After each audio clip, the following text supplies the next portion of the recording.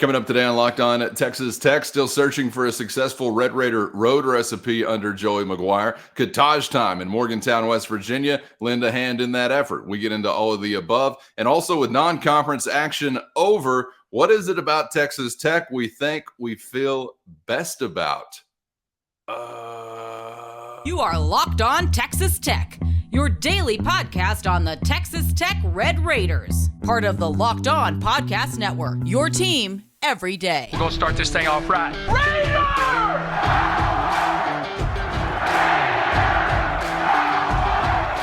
Everything runs through Lubbock. Great to be with you again on Locked On Texas Tech on the Locked On Podcast Network. And thanks to those making us their first listen on YouTube or anywhere you get podcasts. Hope you're subscribed so you never miss an episode. Today's episode brought to you by Gametime. Download the Gametime app, create an account, and use the code LOCKEDONCollege for $20 off your first purchase.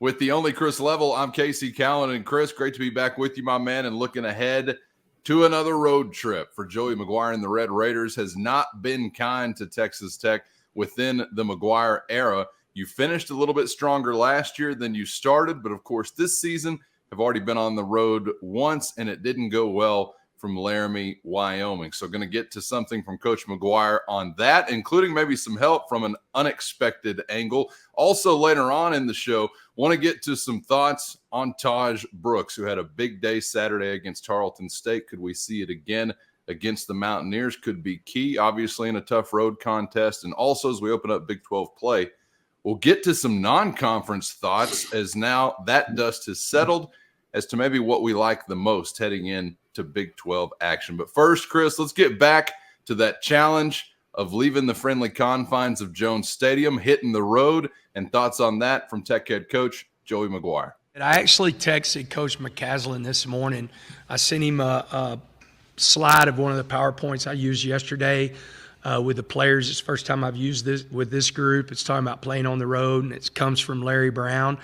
And I asked him, I said, are there anything that you do, or think about on the road? And he was just talking about pulling tighter, even from the huddle, how tight are your huddles when you're coming out of, breaks, really feeding off of each other, the energy. Because one thing, whenever you go on the road, at home, you kind of have your juice crew, which is great for college football. You have that group that has the tire and they're jumping around before the kickoff and everything. On the road, you don't. So you've got to do a good job of bringing your own energy.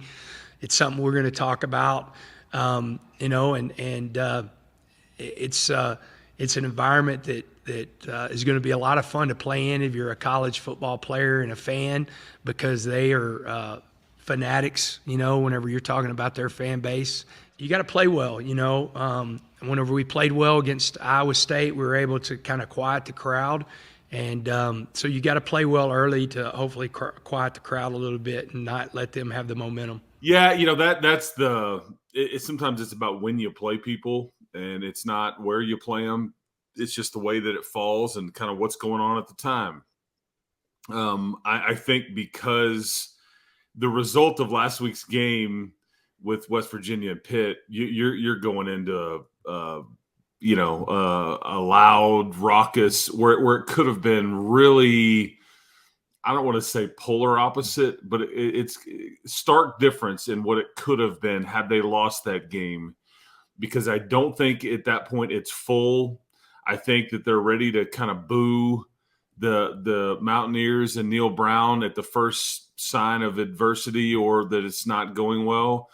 Now there's a little equity there. They've beaten a Pitt team that, has won a lot of games over the last 2 years. I don't think they're very good or as good this year, obviously. But that place will be it'll be completely packed at 2:30, and it's a tough place to play, like most of these places are on the road. And and this is a deal with Joey's team until it's not. Under Joey McGuire, they're 1-5 in true road games. I think the Wyoming win is the one that you've got, and you did win the bowl game, which is neutral field. Iowa State, I wish you were right in the Freudian slip. You said Wyoming. Oh, okay. Well, yeah. Sorry, I meant I was thinking yellow and I gold. got you. I meant Iowa State. Sorry. Last year Iowa State and Yeah. the Wyoming game. Kind of, you thought you were going to get some traction there, and it didn't happen for you. So I think you can trick it up. You can do a lot of different things. I mean, he's talked about he's going to do some different things practice wise and the way that they order certain things. And yeah, you've got to manufacture your own energy and all that. It just simply comes down to playing well and being very mature, and then continuing to understand that when you go into these games, especially on the road, more often than not, and almost guaranteed, something bad and maybe plural is going to happen. How do you handle that? Do you go sit in the corner and go, oh man, this is not good, I can't wait to go home? Or do you just keep, do you like, it's good, I mean, we're fine, so you learn a lot about your team on the road, but you can't get anywhere near a conference championship if you can't win consistently on the road. Just doesn't work. You've got to win all your home games for the most part, then you've got to win the majority of them on the road. That's just kind of how this thing works. And it's going to be not impossible, but really difficult to be relevant in the conference race late if you start out 0-1. Yeah, no question. Yeah, it doesn't mean you can't. There's a long way to go, but you're going to look to have to go to, I don't know, 8-1, 7-2, 6-3 at worst to have a chance to play in Arlington, in my opinion. Oh, yeah, and just consider the restlessness level of the natives if you were to slip up here in this conference opener. Chris, I want to ask you, hey, man, how about a key to winning a game on the road? But, last time we dove into our bag of tricks, we had this brilliant idea of a quick start.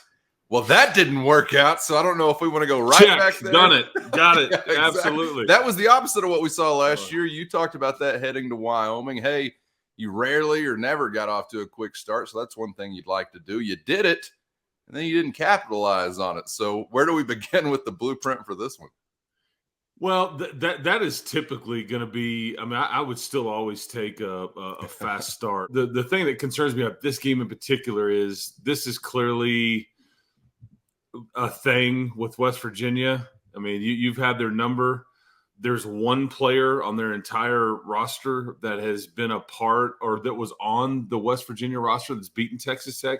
And in that game, he didn't even play, is one of their starting DBs. He was on the team in 2018. It's the last time they've beaten Texas Tech.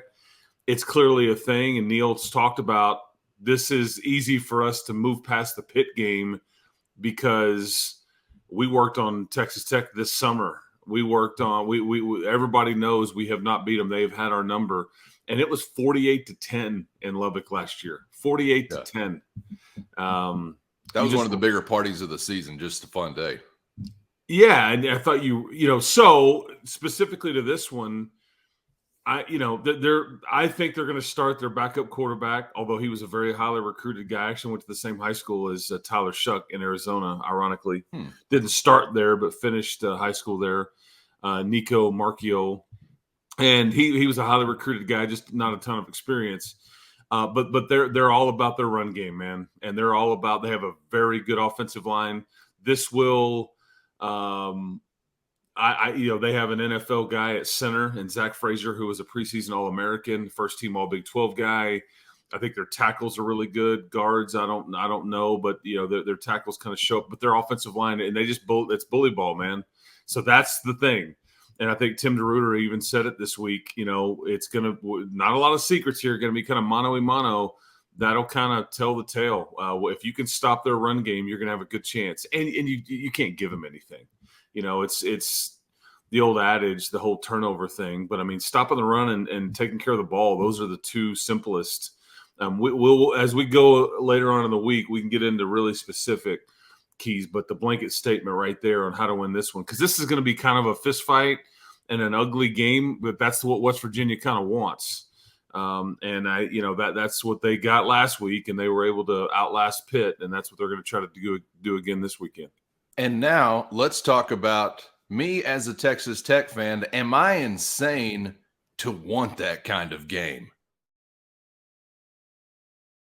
First, today's episode brought to you by FanDuel, America's #1 sportsbook and the official sportsbook of Locked On. And the NFL season is on and popping, and the only place to be in the center of all the action is with America's #1 sportsbook. And right now, new FanDuel customers can bet $5 and get $200 in bonus bets back, guaranteed. But there's more.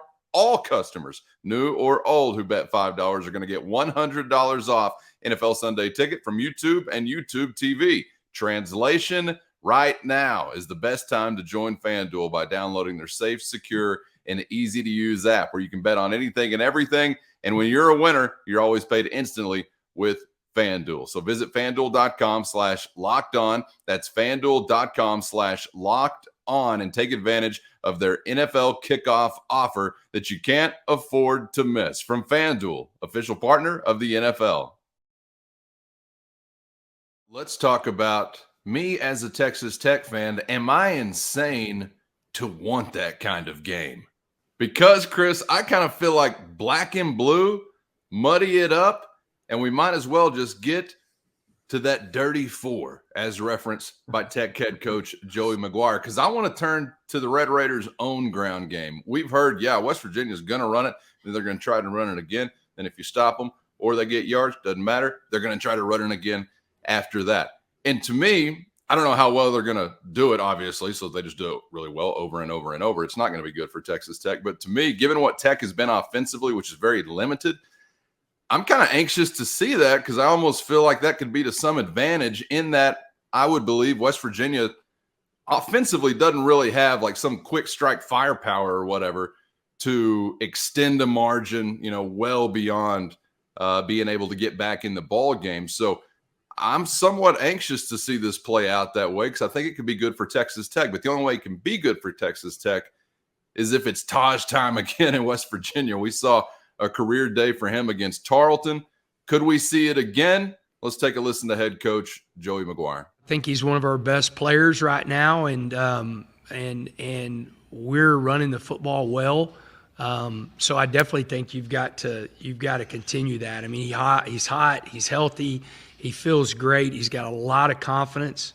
I think he's seeing he had 19 carries. I felt like 17 of the 19 were really quality runs by him whenever it comes to seeing it. I keep reminding him he's 225 pounds. I need him to be 225 whenever it is muddy and cloudy. We talk about getting the dirty four, and so we got to continue to do that, of getting that whenever it is. But he's one of our best players, and one of our best players right now. And so you're going to see the run game, and hopefully you're going to see it even more. I think you're going to see Tahj doing that. You'll see Nehemiah in the backfield, but Nehemiah also has to have a bigger role at receiver, to give some guys breaks. And for him, he's really good in open space. Xavier is the same way. But we got to keep getting Tahj going, because whenever he has those carries that are 11, 12 to 19 to 20 carries a game, then all of a sudden you're going to see a lot of production on the run game. Chris, it looked really good a week ago as far as a traditional ground game, but it ain't an FCS opponent on the other side of the line of scrimmage Saturday, man. You think they can repeat some of the formula? I think you've got to be able to run it against these guys. I think their secondary, though, has really been their Achilles heel. The secondary is where they have kind of I even heard this and all the things that I read and listened to yesterday, was that their defensive coordinator purposely, had some adjustments and things that they had worked on that they didn't show in the Duquesne game because they didn't feel like they needed to, and then kind of unveiled a lot during the Pitt game. And obviously Pitt couldn't throw it anywhere. I think finished with 70 or 80 yards passing. Now that, I think you would be able to do better than that. Obviously, I would certainly hope so. But that's really been, I think West Virginia's defensive line is much better than everybody thought. I think that's where their strength of their defense is. The weakness, however, is their secondary and giving up the bigger plays. They felt like they fixed some of that because Pitt got picked off 3 times trying to throw into it. So I don't know, but you're going to be asked to run the ball. And I think, they have a healthy respect for Taj Brooks up there. I'm interested to see if you get Cameron Valdez back, or if it's more Nehemiah Martinez, or if it's more Tyler Shuck via the ground game. But traditional running yards or running yards in general are going to be, needed to move the chains, because that's the other thing, man. You haven't been really good on third down, and you need to be better. Yeah, and I think some of that may have to do also with the position you put yourself in on third down. Average yards needed to gain there, always an important number at the end of any game. And been kind of hit or miss, probably more missed than hit, I think, so far through the first few games. And Chris, I thought it was kind of interesting, and I like the answer, by the way, from offensive coordinator Zach Kitley when asked about running his quarterback so much. Are you ever concerned injury-wise, health-wise? Nope. It's football was pretty much the gist of the answer. I think you could worry yourself to death about this kind of thing. And I think it's just you have to realize, look, it's wasted energy to worry about, a quarterback getting injured when he could, if you could drop back and throw it 50 times a game and never run him one time, and he could still get injured because he gets sacked or, tries to escape the pocket and gets tackled. So, And I will tell you that I just think there's a level of, in college anyways, your quarterback is going to run. And I will go to the grave. You can put it on my tombstone. It'd be a weird random thing for a passerby to see, but you can put it on my tombstone that an offensive lineman would rather move forward than go backwards 10 times out of 10. Let them boys eat. Okay, coming up dead ahead. How about a nice, tidy non-conference review? Big 12 action is almost upon us. We've got 3 non-conference dates now in the books in a variety of experiences, by the way. What do we think we like about this team? Whether it's an aspect, a phase of the game, position group, what do we think we like about the Red Raiders as you open up Big 12 play? We'll get to that next on Locked On Texas Tech.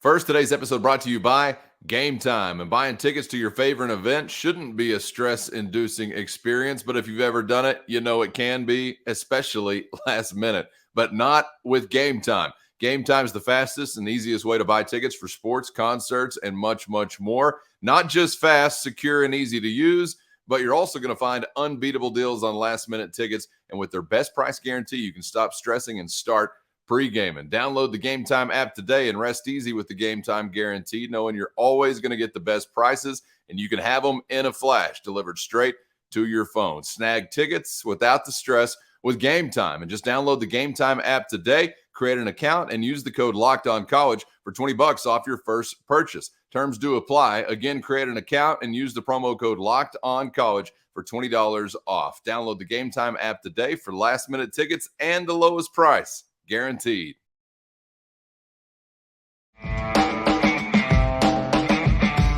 On for the ride on Locked On Texas Tech on the Locked On Podcast Network. Your team every day, always free and available on YouTube or wherever you got this podcast. Subscribe if you haven't so far so you never miss an episode. With Chris, I'm Casey, back to wrap it up as we are staring down the barrel of Big 12 play. Non-conference is now in the rear view. Do we know anything? For better or worse, what do we like? Maybe what's on the other list. I don't know if we'll get to that today necessarily, Chris. Maybe just keep it pleasant for now. I'm trying to figure out, what do I have some confidence in this team as you open up conference play? So what's near the top or at the top of your list? What's the first thing that comes to mind for you? Your punter. Damn you. You're so right. It hurts. I mean, the truth hurts. Yeah, he's been really good. And we didn't use him with the lead in the third quarter. Okay, never mind. It's a different episode.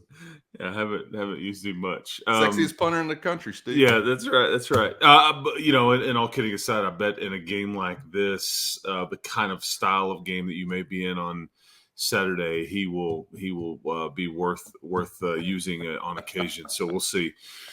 I would say that your interior of your defensive line has been as advertised. I think even the emergence of Quincy Ledet has even made it a bit better. I think that he's playing some meaningful snaps for you.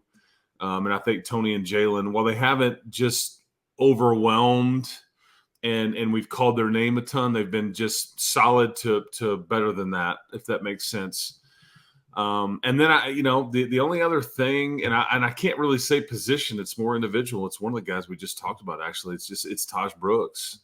I think that, his statistics in the first game, not, really there. I think in the second game, you wished he would have gotten him the ball a bit more. And then obviously, but it's all the other things that he does too with the pass protection. Now I'm bragging on Tahj, but then one of the sacks that for Shuck the other day was just because against Tarleton was because Tahj missed his block on the backer, which he never does. After the week where he's called the best pass pro back they've ever seen. I know that's just about right. I mean, get complimented, then So, but I think overall, because the more important topic, Cowan, is like, let's go through it. I mean, quarterback play has just not been, is overwhelmingly good as what we thought.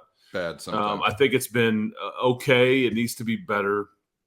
And that quarterback's going to get there's too many drops, and I think the group up front hasn't played near as well as you would have thought.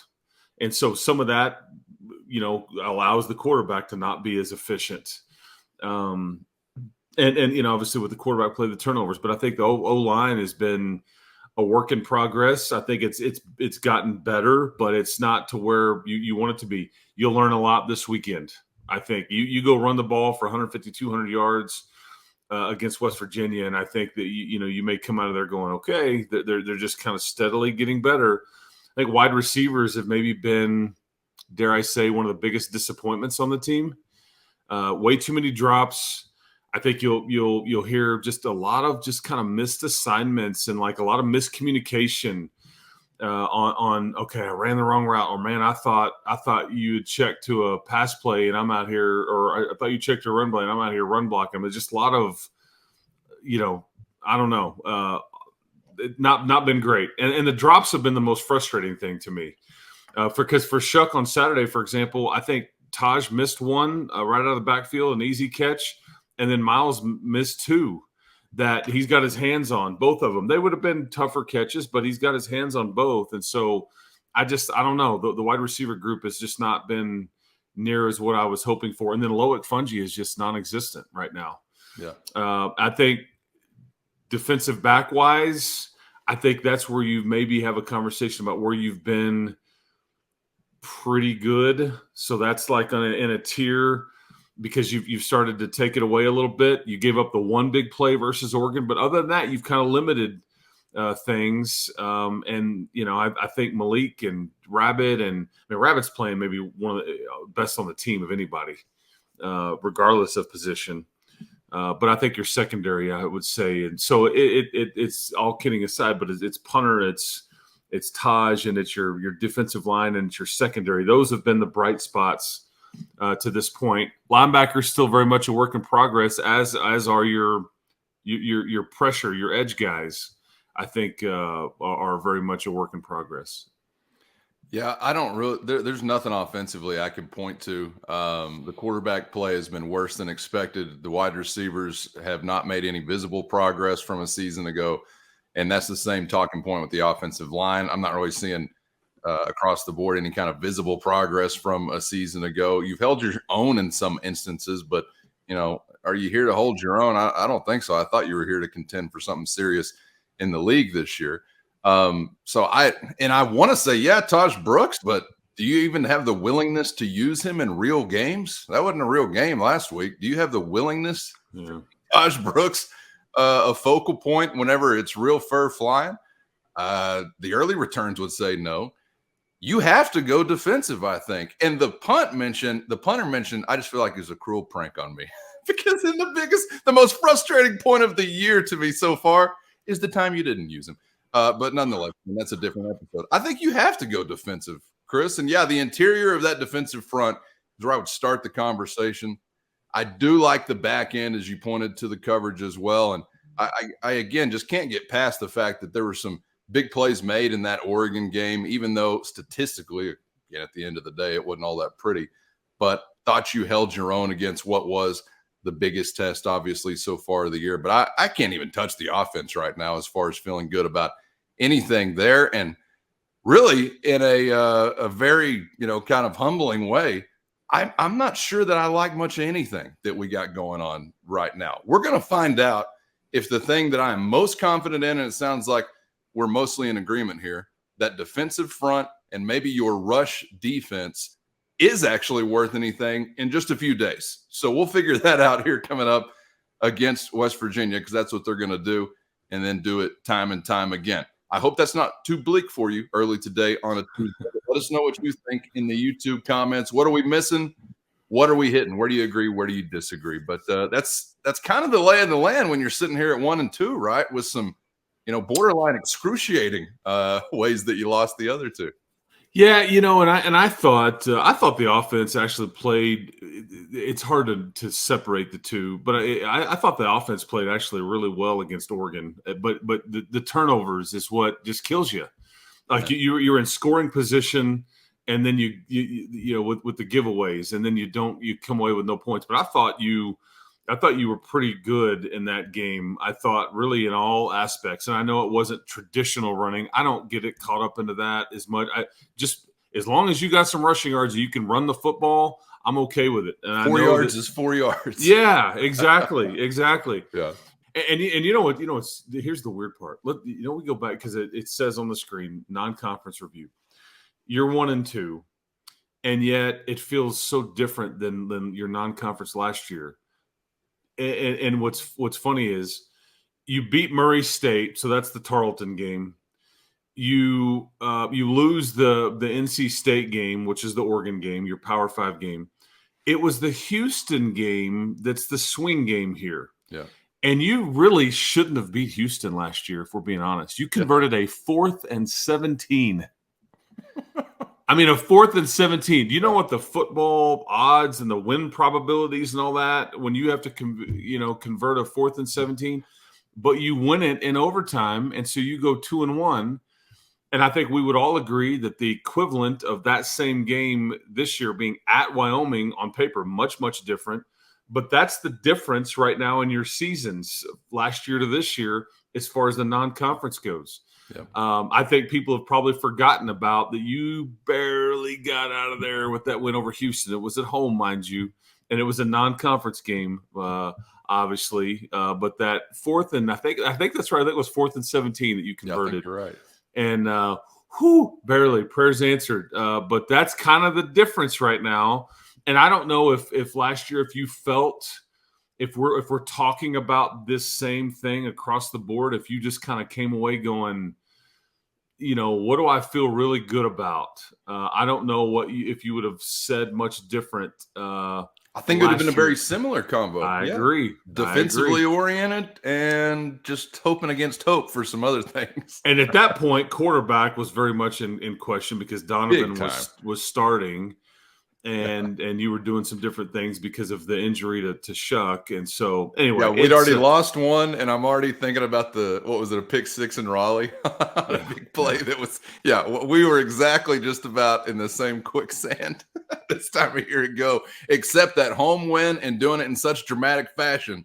Absolutely. I mean, a win in general, but the dramatic fashion also, I think, just made you feel differently about your odds heading into Big 12 play. But here's the deal about football. Every week is a new story. Every week is a separate week unto itself. Nothing stays the same. You get better or you get worse, but it's always a new week. So maybe go out there and begin to write a new script. Still got all your objectives in front of you as far as what you hope to do in the conference, but it's got to start with something serious on Saturday. We've got plenty more time to visit with you about it here this week and back to do it again tomorrow.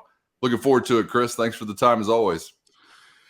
Absolutely, man. And you nailed it, man. With the portal, there is nothing more week to week than college football. I mean, just check the results and try wagering on it. It'll drive you insane if you're out there trying to figure it out, and it's impossible to do so. But keep hope alive, man. We'll talk to you tomorrow. And do it with our friends at FanDuel. Yes. Yes. Road favorite we're covering here this week, opening up -4.5, were the Red Raiders. Keeping an eye on that as the week rolls along, and everything else under the Texas Tech Sun. For Chris, I'm Casey. We'll see you for the next round on Locked On Texas Tech.